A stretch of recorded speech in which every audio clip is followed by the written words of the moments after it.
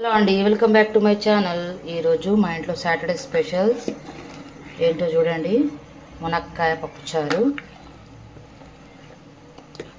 Drum stick sambar అనమాట.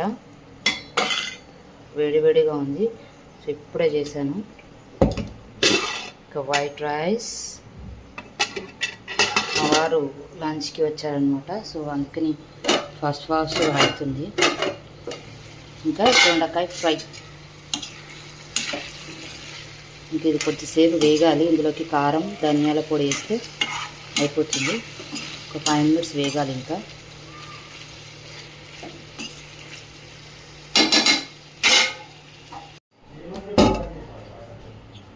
మామిడికాయ తొక్కు,